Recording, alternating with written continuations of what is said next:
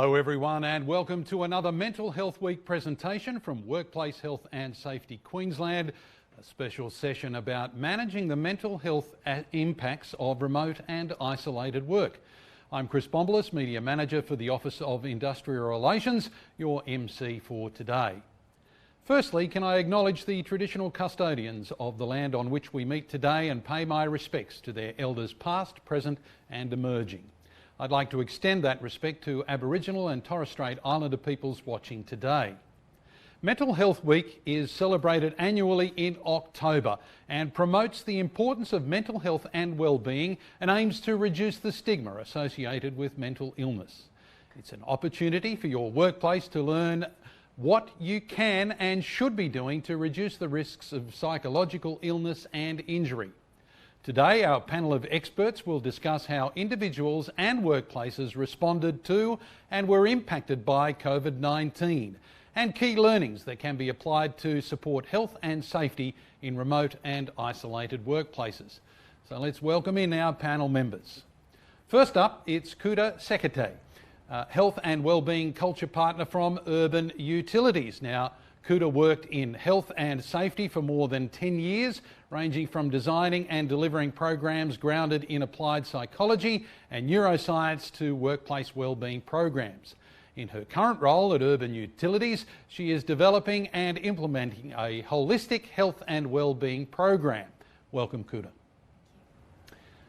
Also next up is April Jones. Now, April is a registered psychologist representing the Employee Assistance Professionals Association of Australasia. She's a registered psychologist and global clinical director at Assure Programs in Queensland. She has more than 20 years' experience in mental health, a background in wellbeing and psychological services, employee assistance programs and vocational rehabilitation.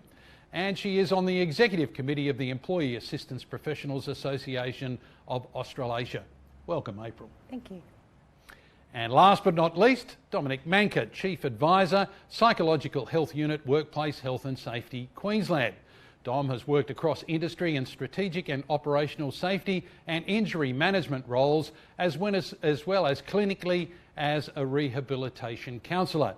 Dominic will provide insights into the psychological impacts of remote and isolated work, in particular the impacts of working from home due to the pandemic and what industry can do to achieve compliance and best practice by taking a psychological health risk management approach.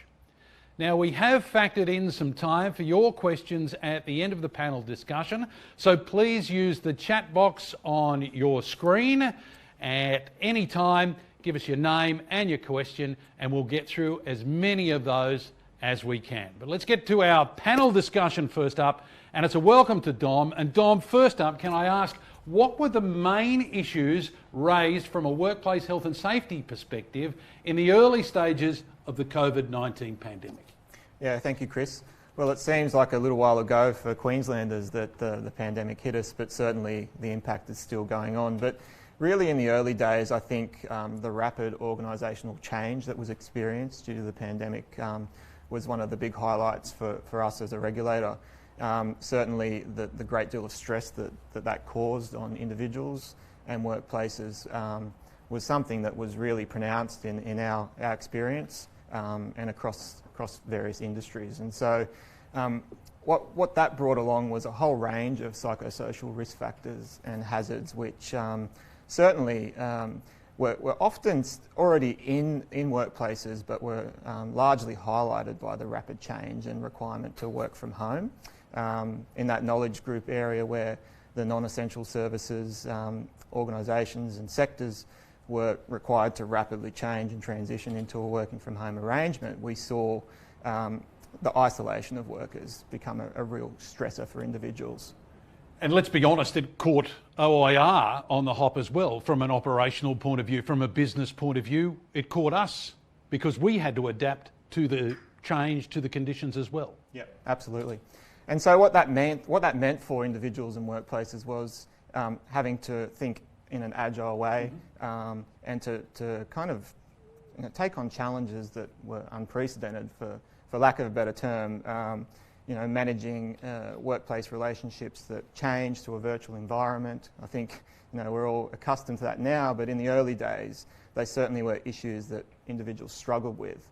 And other things were the way that work was designed after the pandemic hit, the changes in roles, the changes in role clarity that were experienced. For myself and OIR and yourself, we had to do things differently, and when things happen really quickly, that creates a level of stress and anxiety for leaders and workers alike. And so some of the issues that were made aware to myself and my colleagues in our role within Office of Industrial Relations were really managing the work-life and home life interactions. Mm-hmm. So delineating that line, no longer were you going to work and coming home, you were always at home, for example, and that suited some people but didn't suit everybody. And so I think that was probably one of the biggest factors that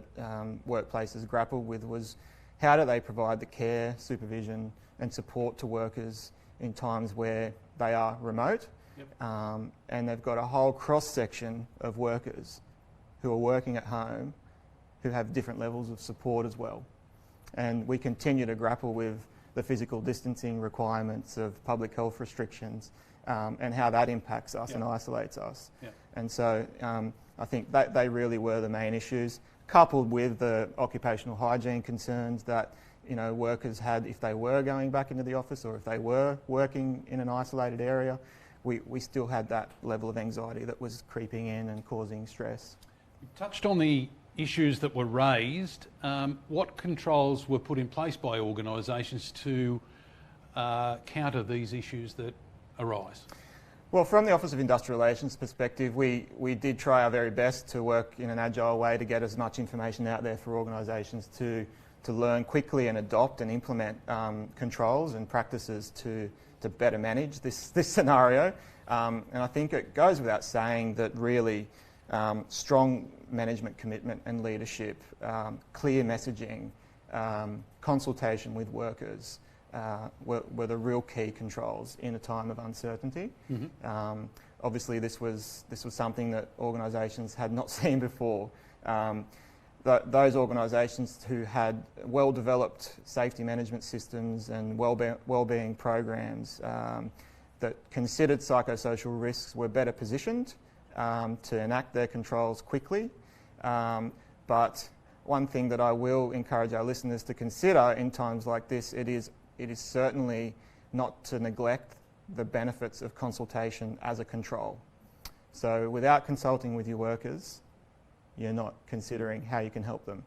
Okay, and that's a very, very suitable control to understand what their needs are and then implement some systems in place for them.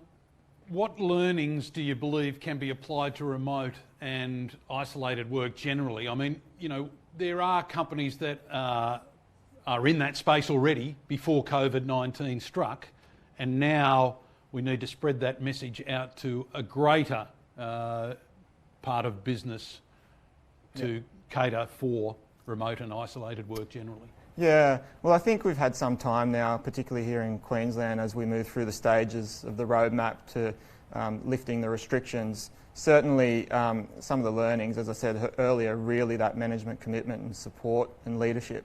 But some of the specific risk factors that we were exposed to from working from home and in isolation, we can take some great learnings from. For example, Microsoft Teams was something that I never heard of or really engaged in until recently, until March 23 or whatever the date was when it all became calendar invite, Microsoft Teams, connect virtually. So I think, some of the risk that if we drill down, some of the risk factors there certainly are, video conferencing fatigue, which is what I've coined that title. If you have a day full of meetings in the office, you are able to, have some incidental social engagements and physical interactions with people and observe body language, but we don't necessarily get that opportunity if we're working from home and we live alone, or if we're working from home and we have a whole family there that are annoying us all day. So some of the learnings really are to understand what is going on in the workplaces of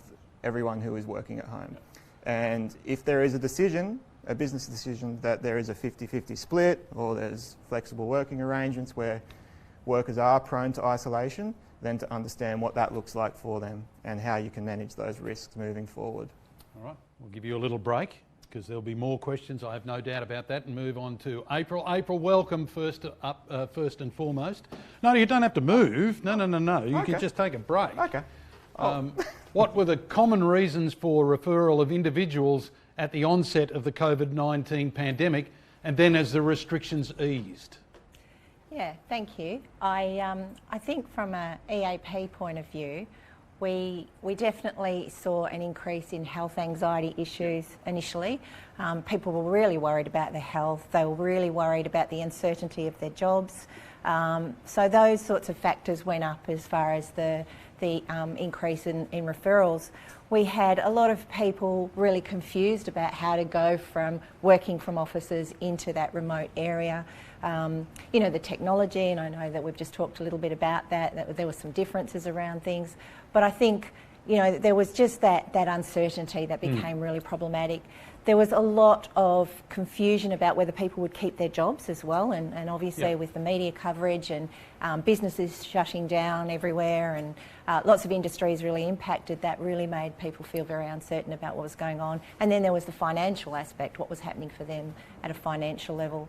And yes, some of the restrictions have eased, but I don't see that it's been that much yet. So we're still dealing with that health anxiety. We're dealing with relationship issues that are a real concern for a lot of people.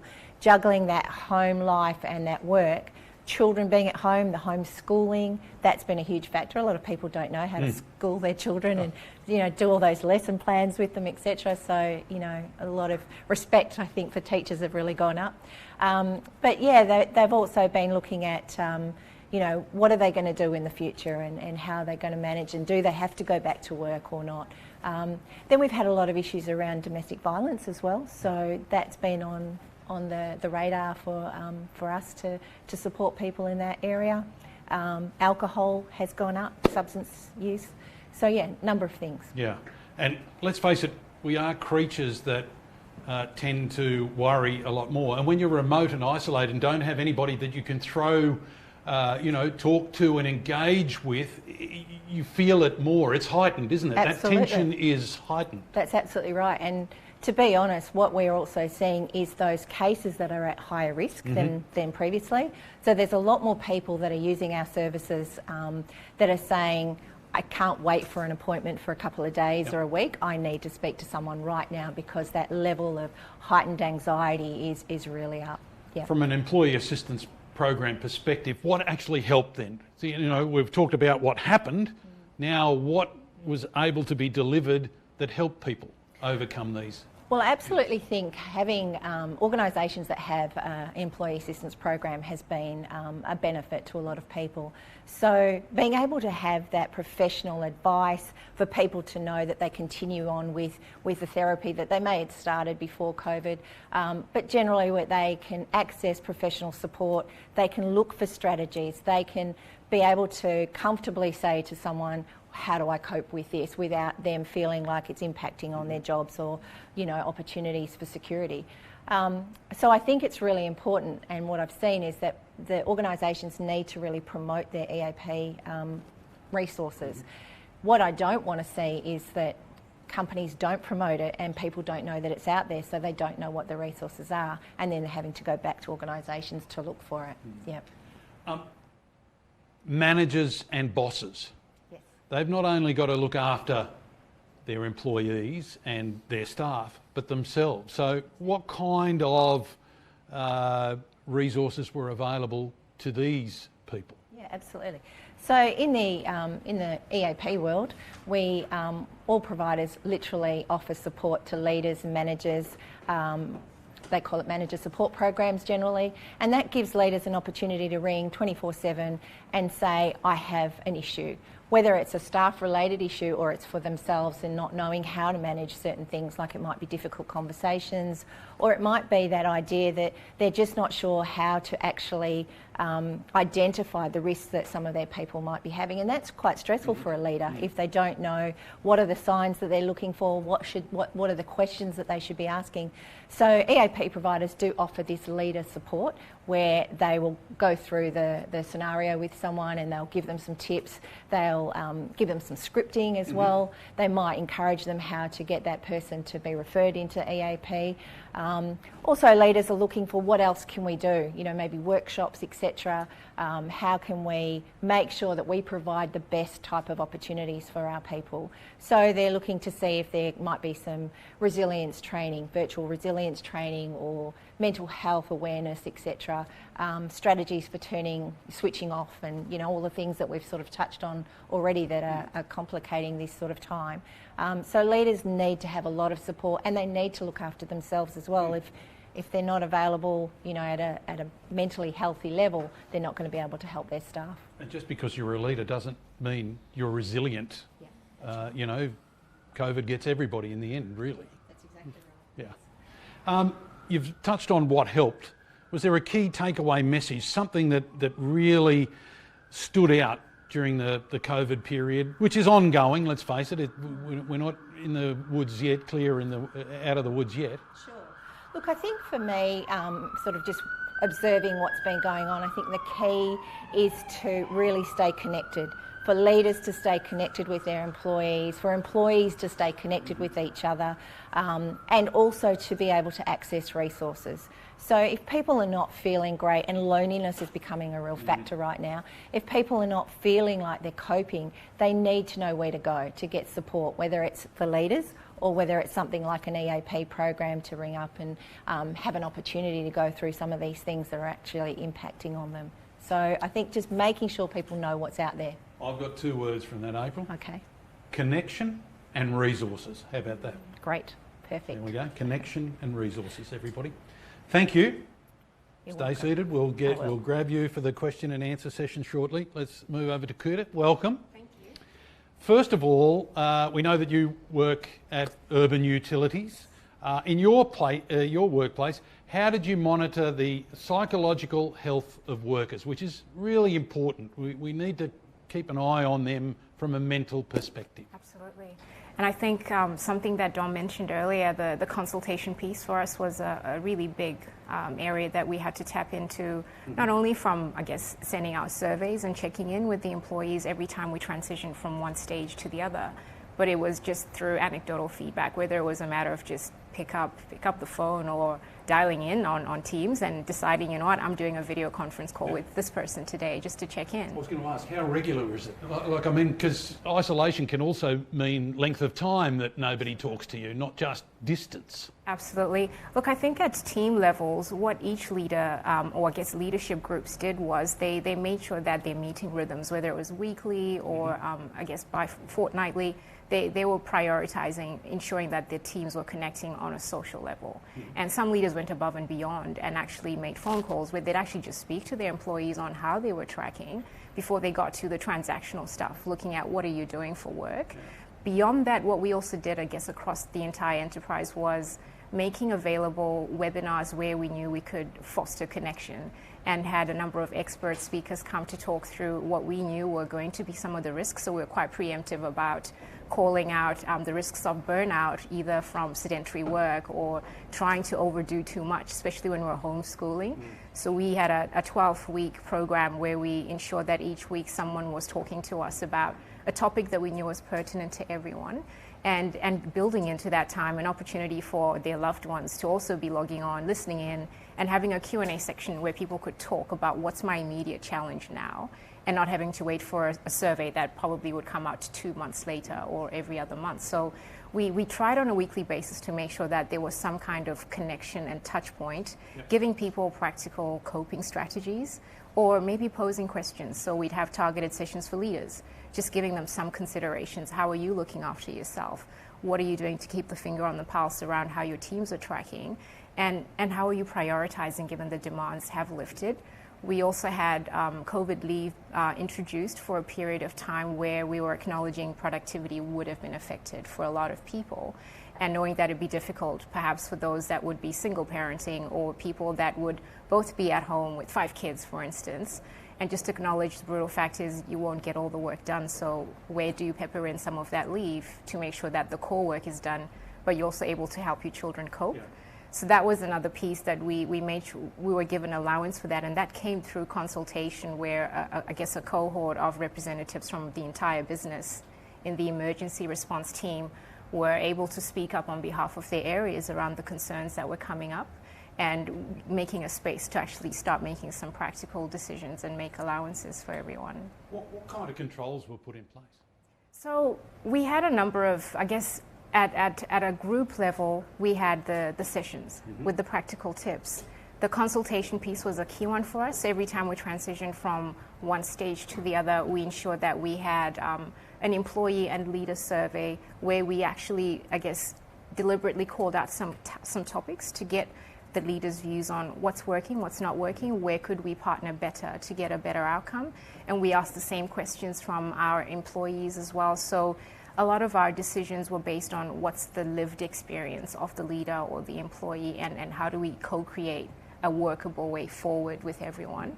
We did always track leave. We tracked, I guess a lot of our metrics were reported on a weekly basis just to see if there were any trends that needed to be called out or addressed. We had business continuity plans that really called out our critical functions, because we were a business that's got to be providing a service 24/7. So our customers were a priority, but we needed to make sure that our critical workers were also protected from the risks. And we had guidelines set aside for the teams that were out in the field around, I guess, some of the parameters that they would need to ensure are in place before they went out to work in the community, just to get them that sense of comfort that you're not out there on your own. And these were conversations we had to deliberate on. Have we given them enough guidance? Have we put enough controls around physical distancing?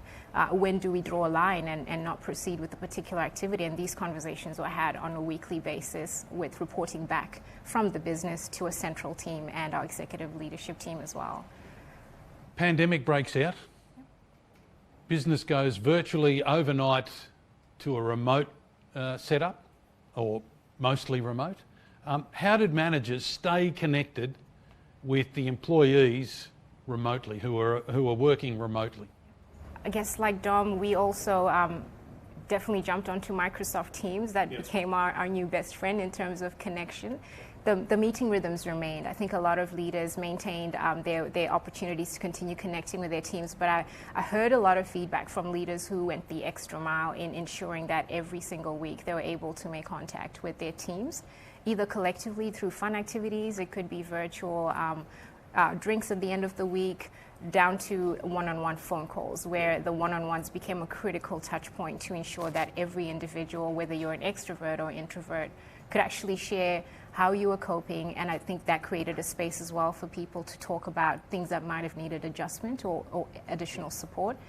And I have to give credit to a lot of leaders that they definitely did lean into that and went an extra mile in ensuring that every single week they had that opportunity to make contact.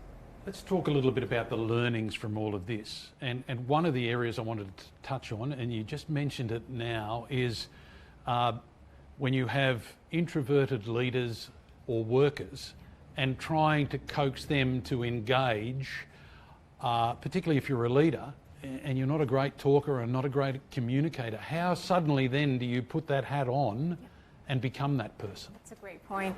I think we had some leaders that had to definitely put their personality challenges or I guess defaults aside and know that even if it's a 2-minute conversation, I need to just check in on how are you going. And this is why we had things like the webinars, guidelines given to them. But some smart leaders decided to also share the responsibility and allow team members to chair the team meeting. So the responsibility wasn't always on one person, but they'd have opportunities for the team to collectively just talk about how they were going. And we also made, I guess, other opportunities to check in available. We call them Thrive Chats. They're just well-being check-in points, but they're really an opportunity to coach individuals or teams on how to make that well-being conversation a priority, but to acknowledge it as, hey, this is an enabler for performance. So it's okay to ask people, how are you going? What do you need to ensure that you can show up and perform? And I can't say that too many leaders shied away from it, because they were feeling the very same thing their teams were feeling. So we had some amazing stories actually of teams feeling more connected. And these would be, without stereotyping, teams that would have probably naturally been happy to plug away at their computers, but were finding it refreshing to have that conversation where someone just calls and says, how are you going? Kudos to those leaders who stepped out of their comfort zone and took up the challenge, or even became creative and gave it responsibility to other workers within the team. It's all about engagement. It doesn't necessarily have to come just from one person. Now, I think you might have mentioned it in your previous answer that there were some unexpected outcomes, positive outcomes. Can you share some of those with us? Absolutely. I think we discovered the magic actually of Microsoft Teams, and there's always two sides. This is not a free ad from Microsoft Teams, by the way. Any virtual platform. We got a lot of engagement from a lot of people. I guess you typically struggle to have 100 people online for 30 minutes to talk about one topic. And in the early days, that was one of the things that we quickly recognized as an amazing win, that we could, at the drop of a pin, actually rally a lot of people to just plug in for half an hour and pay attention to something that was important. So from communication perspective, I think we discovered that we could do more if we have a blended approach to how we communicate, collaborate. And we're now beginning to question more, what sense is there in meeting mania, or are there other ways to connect and pretty much spread the volume through the right channels in terms of communicating. We did experience some burnout as well, so there have been things we've questioned around where has it worked and where has it not been helpful for us. But all in all, there were some efficiencies that we learned about, that we thought, you know what, I saved 2 hours from driving. But we still value the face-to-face. So now it's really giving us a space to be quite, I guess, specific around where do I really need to be there in person and when can I just log on and do it via video conferencing. We're going to go to our question and answer session shortly, but I'll throw this up to you guys first, and then we'll get to the first of our questions from Lauren. But at OIR, in our section, in the Awareness and Engagement Unit, we had a regular thing called Cheesy Friday, where we would have a morning tea, quick 10 minutes, everyone caught up, discussed what happened during the week, what's coming up over the weekend, had a cup of tea and a biscuit. We tried to adapt that to a virtual one to invite those who were working from home. It was awkward in the first few stages, but we persisted, so I'll give a kudos to my boss who persisted with it. And then we adapted that to birthdays and things that you would normally celebrate in an event or as a little celebration. We tried to adapt and keep it going just so that there was inclusion and engagement with the whole team. So little things like that. What are your thoughts on things like that people may want to adopt? I think it's great. I think I'm hearing a lot of similar things, whether it be drinks on a Friday or little quiz nights or dress-up occasions as well, people coming to meetings with, fancy dress and things like that. I think anything like that is wonderful to connect and have a level of engagement. Doesn't always have to be serious, does it? No. It's about team building, a bit of culture, all that sort of stuff. All right, let's go to Lauren's question, and thank you for joining us today. If you do have a question, hop onto the chat box, name and your question.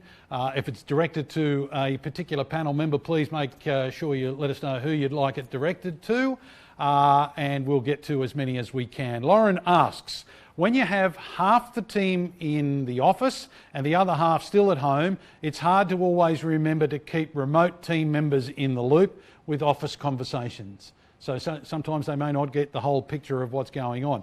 What are the panel's thoughts on this and ideas to help mitigate this? So, like quite often we'll just forge ahead and it's work as business as usual, but we forget about those who are remote.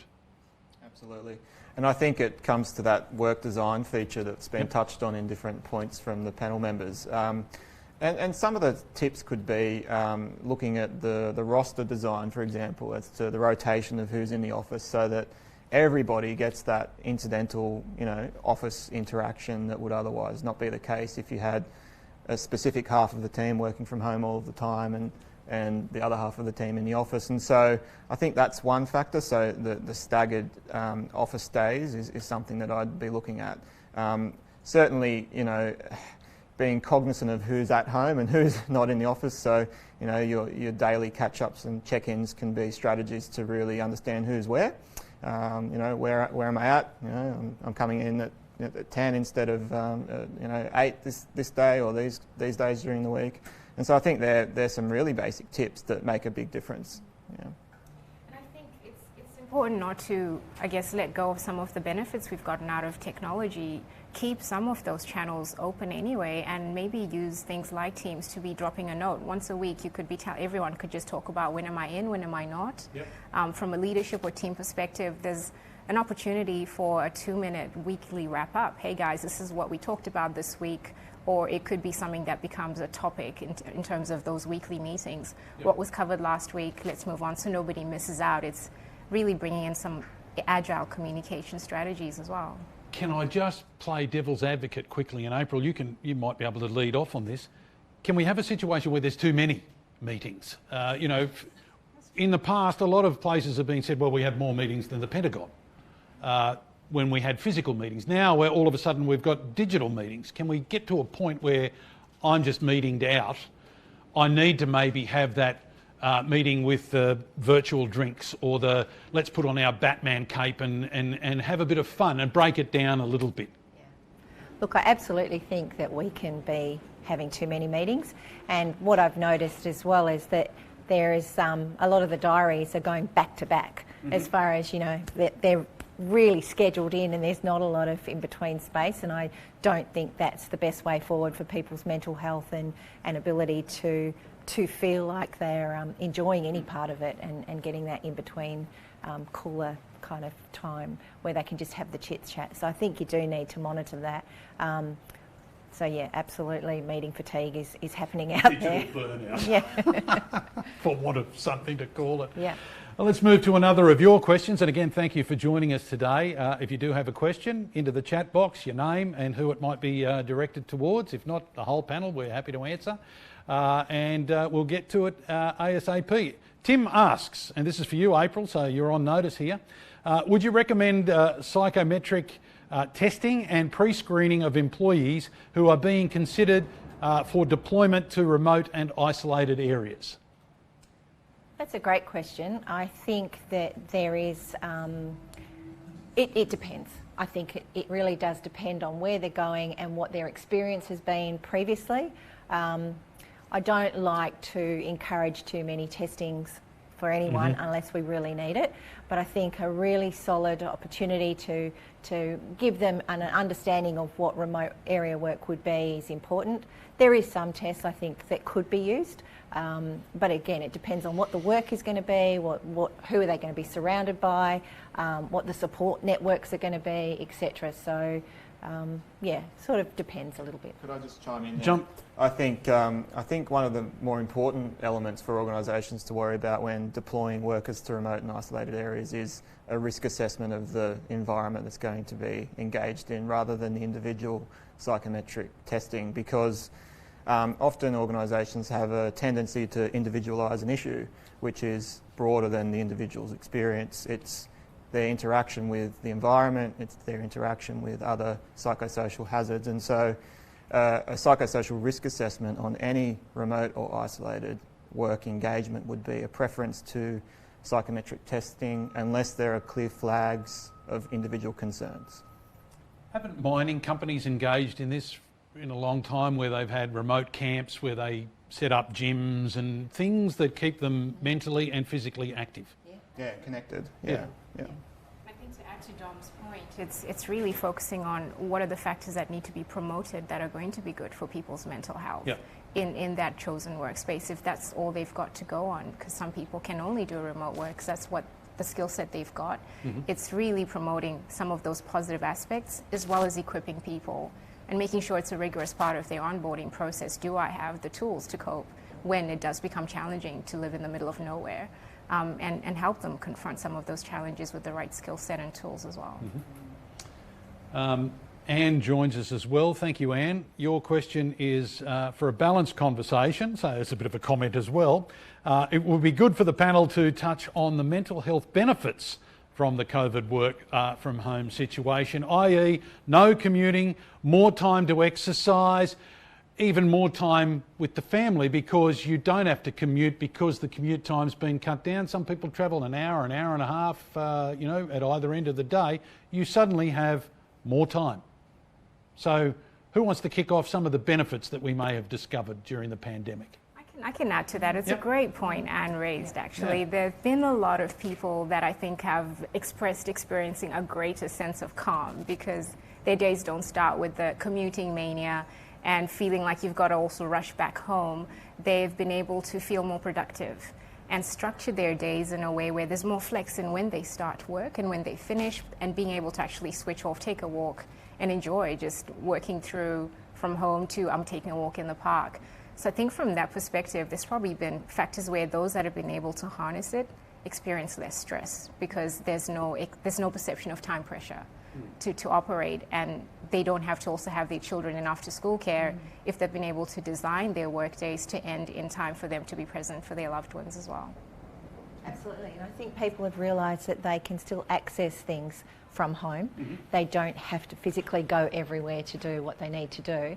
I think that's been a learning curve, even in the counselling area. A lot of people used to just depend on face-to-face. Now they're quite happy to have video conferencing or telephone sessions, and I think they're really benefiting from all of that as well.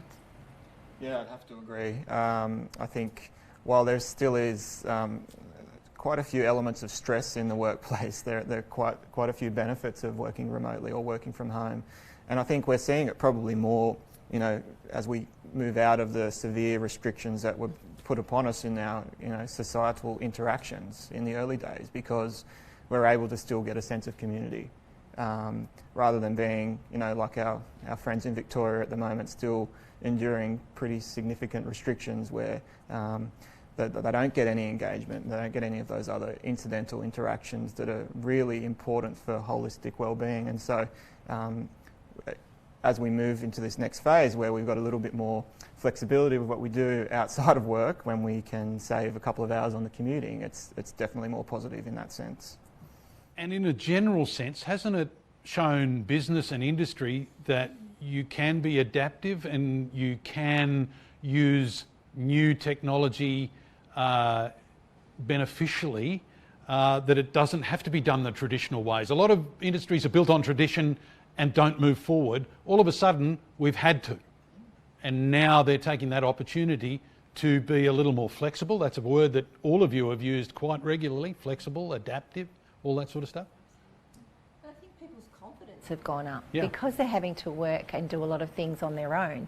They're actually probably stepping into a few more things than they would have if they were in a workplace. So I think a lot of people are feeling pretty good about the skills they're developing, the ability to work and be productive. They're getting good feedback from a lot of their leaders, and the leaders are doing well. They're even stepping up and gaining new skills and ways to communicate. So yeah. Excellent. Right. Well, they're the positives. Let's have a look at Mark's question, which is, what are some more suggestions on keeping employees engaged while working remotely?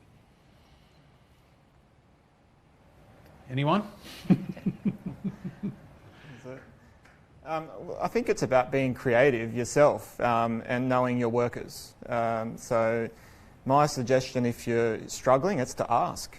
Particularly if you are a leader, it's to ask your people what they need. Particularly like when we're talking about factors coming out of the COVID restrictions, we are able to offer face-to-face meetings with our staff now, unlike previous times with travel restrictions. And so when I think of suggestions, it's being creative with the way you engage. So if it is a walking meeting with one of your staff because you know that you live in a close proximity to them, these are some of the things that we saw thrown around in the early days to encourage that social connection. So being creative, thinking outside the square, and if you're limited yourself in doing that. Ask questions and consult with your workers. During the difficult times in the early days, pulse surveys were really good ways of engaging and understanding what workers needed. And so, it's not only up to you to come up with the ideas. Sometimes the people involved in the interactions have good ideas as well. So I encourage everyone to consult. If you take anything away today, it's in times of uncertainty, it is to consult.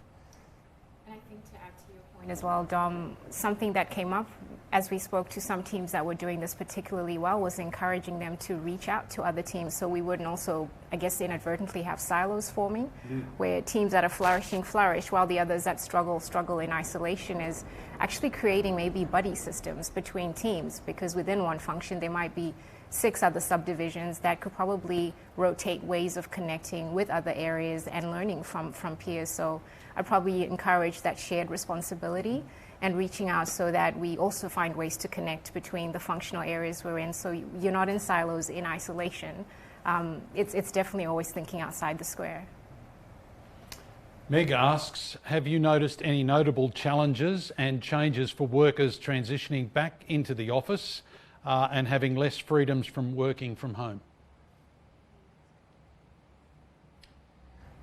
Well, I think some of the challenges for organisations that I've observed in different areas of the work that I've been doing have been really individuals having preferences to work from home, or individuals having preferences to work from the office and not being able to come back to the office. And so it's really grappling with those circumstances and some big decisions for leaders to make as what work looks like in the future. Certainly, some organisations in the early days were making decisions on whether they have a face-to-face office at all, and some of the big factors to consider in making those decisions is how you communicate that to your workers and what level of support you can offer them. Because you still have duties as a PCBU, as a leader, as an organisation, you still have duties to look after your workers.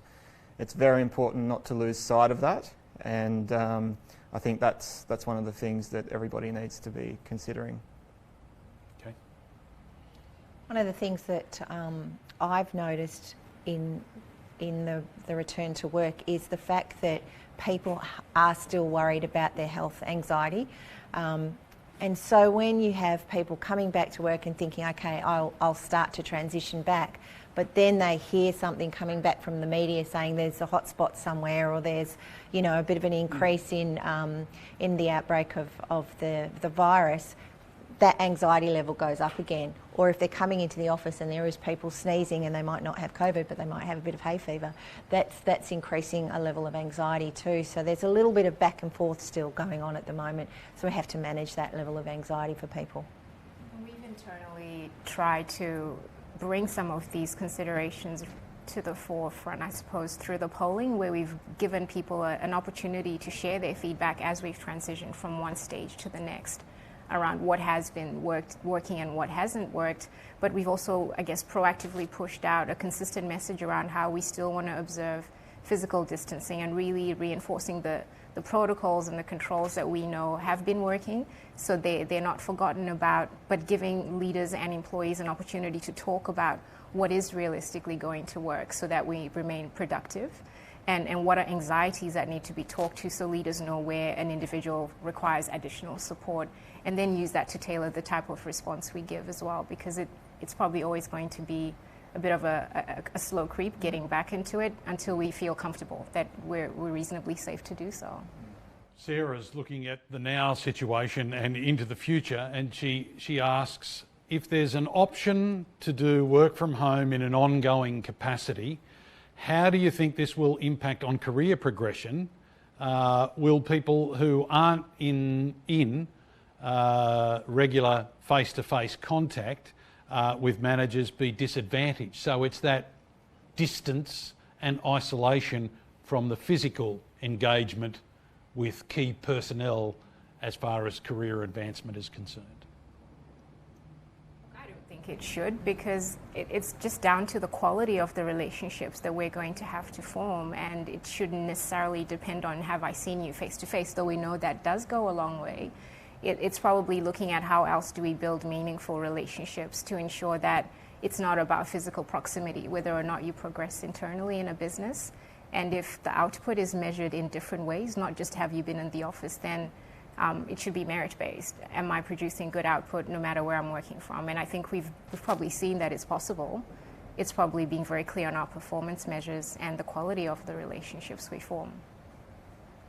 Yeah, I have to agree. I think it's already been several years of Skype interviews for jobs, that we've been familiar with, interstate, internationally, that people are selected over video conferencing and without the need for a face-to-face meeting. And so I don't see that being a significant impact on career progression. I think the work environment is going to change some of our interactions, as Kuda rightly put.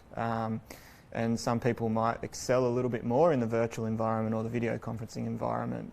But as individuals, we will, and we already have shown that we can adapt and move with the times towards being able to engage in that way. Just moving a step further from this conversation and take it to another level, as a manager or a boss with people working remotely, trust is going to be a key word. You're going to trust that they're doing the right thing at home. How hard is it going to be, and does it put extra pressure on that manager if I have to have some hard conversations with somebody about productivity, about application, or whatever it might be? These are hard enough to have in the office, yet alone digitally or remotely. Can you offer some advice for that, where you may have to have a prickly conversation or two? Because not everybody's going to be a star pupil, really. I think you're right. That's always been a challenge for leaders, whether it's working from home or not. Working next to your staff member who's not performing and I think we need to manage it almost the same and be prepared for those conversations, importantly, but also be prepared for some of the limitations that come with a virtual discussion. Obviously, there are factors to weigh up when talking about difficult topics. Yeah. We need to try our very best to preserve the well-being of the worker while we address difficult topics, and that should be our priority. And so that, while we should take a similar approach, we just need to adjust it, given that we're not going to be in the same room as the worker. I would agree, and I think also leaders need to adjust what their expectations are, and they also need to make that very clear to their employees. It's going to be a little bit of a change, and so things might need to be, re-clarified as to what those expectations are, or what the KPIs are, etc., and have that level of flexibility in there. And I think leaders need to move with that before employees can. So, yeah. Yeah. Good. I think I'd always just offer the other side of the coin is, as much as I'm going to expect my leader to be clear on their expectations, I need to probably be proactive too in calling out where I feel there'll be barriers that are going to affect my ability to meet the mark.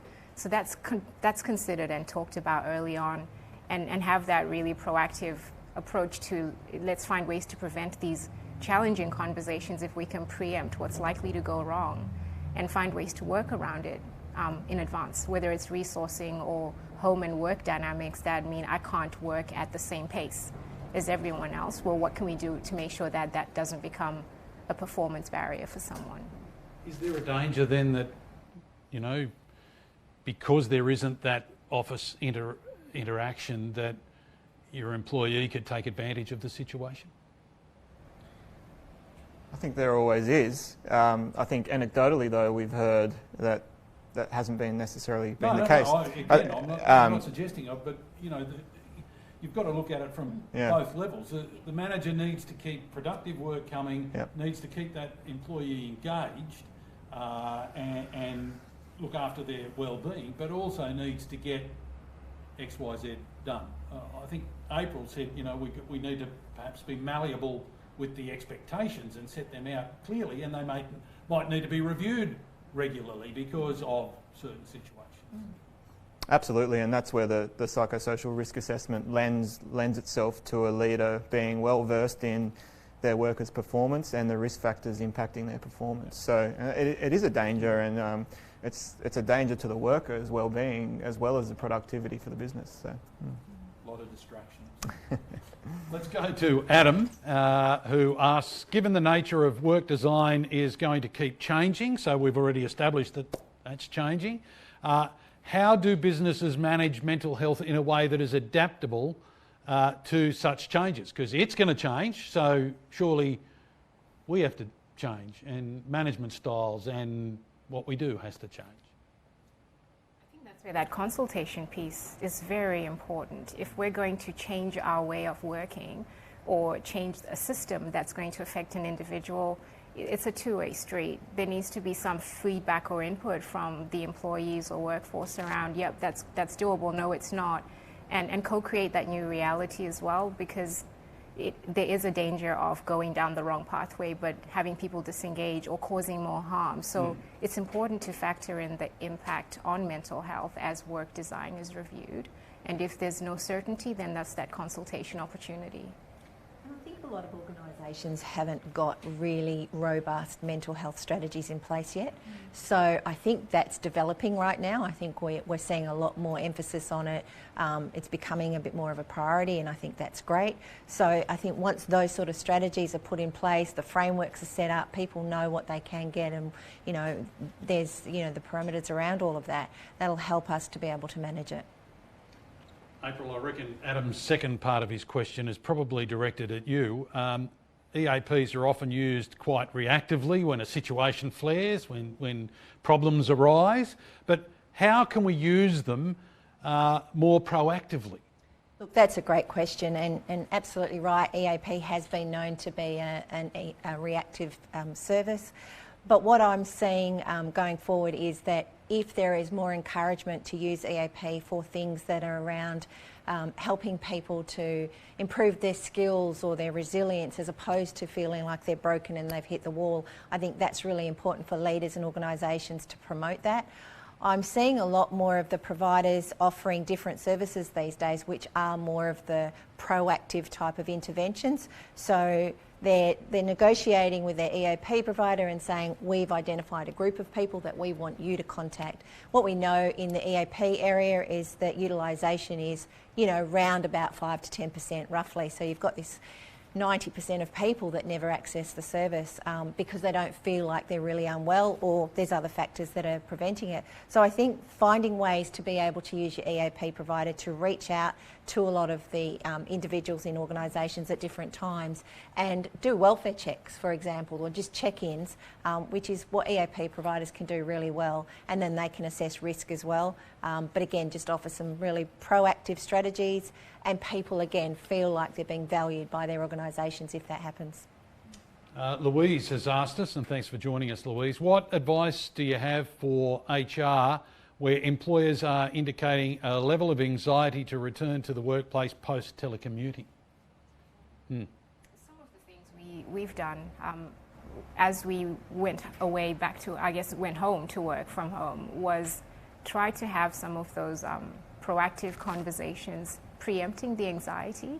And we've considered the same approach as we transition to the fixed workplaces, to actually have conversations where leaders and team members are given an opportunity to consider, look, it's not going to be for everyone. Consider what work-life integration or boundaries really look like, and how have you positioned yourself to set yourself up for success. So we've always found that it's been good to just name the elephant in the room early, create a space to talk about it with that drive for practical solutions. I think it's important to make it okay for those conversations to be had, because there'll be solutions once that's been let out, I suppose. I totally agree, Kuda, and I think your workplace has done a fantastic job on calling that out and forming an organisational position. And I think that's where a lot of the angst for HR managers or leaders really is. It's not knowing when and how to make the decision to make a call on these types of things. And then allow that to trickle down into the workplace and enable leaders to engage in those conversations with workers who might be expressing feelings of anxiety because we all have a duty of care to monitor the health of our workers as well, as managers and leaders. The WHS Act is explicit around that. So if we are aware of mental health risks and a worker is disclosing that risk, we really need to be supporting them and having a conversation at least. Not knowing what to do isn't good enough. And so if I was to talk to a HR advisor, I'd be saying we need to form an organisational position on this and we need to make that clear to everybody. Do you find it ironic that it takes a pandemic or COVID-19 for us to make changes that we probably could have done anyway, but it's that old, it takes a disaster or a near miss for something to actually happen? Yeah. And we learn quickly. Yes. I think that's been one of the upsides, though, of this, is just discovering what we're capable of and our agility, and hoping that that's momentum we might want to keep up moving forward, just to not hold ourselves back and make decisions and move as if the pandemic was still on. Just quickly, was there resistance at any level at Urban Utilities when you had to come up with and be adaptive and change quickly? To be honest, there wasn't too much, because the threat was very real for us. So in as far as are we able to work away from home, it was almost done in record time, and give kudos to our IT teams. They worked really hard, and that mobility as well as the capability was built very quickly, and for some teams it was as if nothing changed because they were able to continue being productive. There were pockets where people, I guess at an individual level, struggled with, I'm not sure what this is going to mean for me, particularly when you consider someone who lives alone or they're in a one-bedroom and they need to set up an office in their space, but that's also their home. Those were considerations we had to really stop and think about, and continue to really look at them closely, because it hasn't been the same pleasant experience for everyone, particularly when people are going to be working and living from home and that's all they see and know. So within reason, there were some challenges, and you'd expect them, and we've acknowledged them. Let's get to more of your questions, and thank you again for bringing these to our attention. Tim asks, who can conduct a psychosocial risk assessment, use EAP or engage a registered psychologist? That's a great question. Well, look, absolutely, any of the above there. We do encourage someone with experience in conducting those types of assessments to be the ones doing it in the workplace. A WHS professional rehab return to work coordinator could probably source the resources and material and educate themselves on the topic and the process. So Office of Industrial Relations has a whole suite of resources to guide one in doing a psychosocial risk assessment. The Mentally Healthy Workplaces Toolkit, which is on the WorkSafe website, steps you through that process. Okay, so all of the tools, the checklists, the assessment templates are there, and you'll hear some of the hazards that I mentioned today throughout the discussion that are there for you to assess. Really important to spend the time to go through that properly, and consultation with workers is absolutely imperative to undertaking that, because they're the people who are going to tell you how it's all happening on the ground. So. But EAP obviously provide different services at different times, so April might have some comments on that. Well, I think a lot of the EAP providers have a team of organisational development psychologists that this is kind of their bread and butter as well. So that's usually a value add for the EAP. If they wanted to access that, we can do that as well. Yep. I've got a question for you, Kuda. Comes from Susan. Thank you, Susan. I'd like to hear how Urban Utilities manage the extra demands of homeschooling for employees juggling this. Yeah, great question, because we've got a very diverse workforce. And early on, I mentioned we had COVID leave offered. So every employee during that period of time, if they knew that it was virtually impossible to get work done between 9 and 2, those were opportunities where you could literally carve out that time and claim it as COVID leave. And it came with a conversation with the leader explaining what it was for, and we had set clear criteria for who could apply for it, and we acknowledged why it was made available. And I think a number of parents took that, whether it was hours or days in the week, where they knew that, look, I can't actually function from 9 to 12, and I've partnered with my partner to rotate and share the first half of the day, and then vice versa. So that opportunity was created for people to be a bit more planned, I guess, in a practical way around what and how they could allocate their time without feeling frazzled for a period that no one knew how long it was going to last. So I think that for us was our biggest saving grace, was knowing that I can take COVID leave for 3 hours while I'm adapting to homeschooling, and then I can reduce it once I feel like I'm comfortable. The other piece was also referring back to our business continuity plans. We were very clear, and our leaders were clear around what the critical functions or tasks or activities that we needed to do, and use that to guide our planning then around, well, what does that mean for how you allocate your time? But I'd probably say that the COVID leave component was great, because it was about time and knowing how to shift. The other piece we also added in there was we made sure that we did have awareness sessions or just conversations, whether it was with a registered psych or an ergonomist, talking through some practical tips around how you would get to juggle within reason, and also knowing where the line was for ourselves, so people could self-manage with more autonomy. Yeah, because juggling is critical, and we've spoken about flexibility and being adaptive, but juggling can also be dangerous, because if you're throwing all the balls in the air and you're struggling, it's going to put more pressure on you, isn't it? So it's not just about stretching the day or making every hour count. You've got to do it within reason. Yeah. Absolutely. Okay. Thank you everyone for your questions. This is the last one. We're getting close to the end of our session. It comes from Alistair, and he would like the panel members to give some tips on what we can do to reclaim our homes. It's hard to switch off and not just keep responding to emails, etc. after hours. There is a dangerous habit that we all are guilty of, that we cannot differentiate between work and home, particularly when they're intertwined. I love that saying, reclaim our homes, because it's so true. I think there are lots of tips that I think probably April could lend across to you, Alistair, and everyone listening. I think it's important to really mindfully switch off and make those decisions yourself. Things like notifications on your phone, or closing the office door if that's where you've been set up. Switching the laptop off. I know there were times where I'd left the laptop on because I know I was going to go back to work in an hour or so, and that gravitates me back there. So making some really conscious, mindful decisions. And personally, that helped for me. But reclaiming your home, I totally get it. And the work design within your home is important as well, which I think we rushed into. We had to quickly set up shop, because we didn't know how long it would go for, and we just had makeshift environments, and 6 months later we're still there. So, talking to your leaders, making decisions in the home, having conversations in the home are really important tips. But April's probably got more than that. No, I think you did a great job.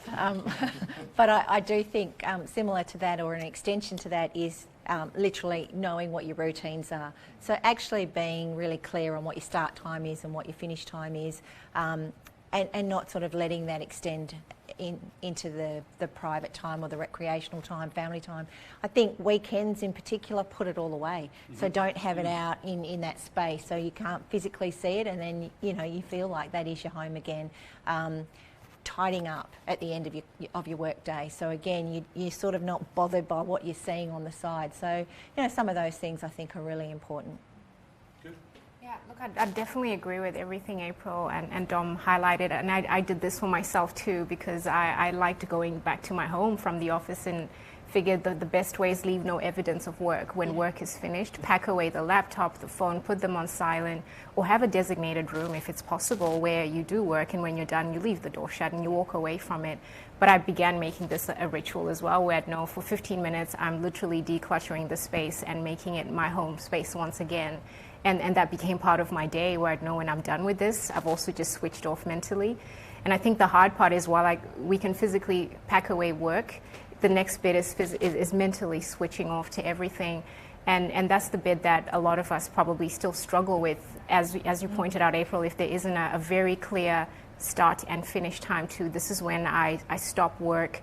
And having rituals around what happens between work and when you step back into your lounge to be a parent or a partner.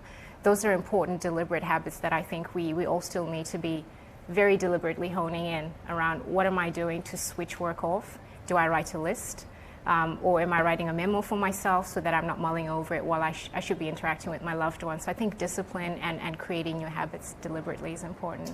Again, thanks everyone for your questions. We are running out of time, but I would like to ask each of the panel members just a quick take-home message. I know you've got some tips, Dom, some take-home advice that you'd like to share with us. Yeah, look, from a WHS perspective, when it comes to compliance with psychosocial risk factors, I want everyone to take away the fact that we need to be paying attention to psychosocial risk factors in the workplace, not only remote and isolated work. There's a whole gamut of factors, so we need to be paying attention to those more so because of the public health restrictions, because of the pandemic, that we need systems in place to support our workers and that we need to consult with our workers. Excellent. April, from an EAP point of view, you bring that specialty. From an EAP point of view, I would say make sure that you know who your EAP provider is, leaders to promote that, keep the resource handy. No problem's too small to reach out for a little bit of assistance or support along the way, so do that. And Kuda, from the urban utilities learnings and what you have in place and what you obviously still need to adapt and change and update? I think what we're learning is that we need to continue thinking about what's sustainable, because maybe the stage one is over, but we're still in this very long distance run, as it were, adapting and changing things. So self-care and continuing to look for sustainable ways of working and living is probably key. Great advice. On behalf of WHSQ, I'd like to thank our panel members today, Dom, April and Kuda, for joining us. Very informative, and we take all of your advice on board. As Dom mentioned a little earlier, WHSQ has a range of tools and resources that can assist you in identifying and managing work-related mental health hazards, including stress, violence, bullying and fatigue. Visit worksafe.qld.gov.au to check these out, including a number of existing webinar recordings which may be of interest. If you or someone you know needs support, please reach out. A range of support services are on your screen. Lifeline is available 24/7. Thanks everyone for tuning in today and supporting Mental Health Week. Remember, work safe, home safe.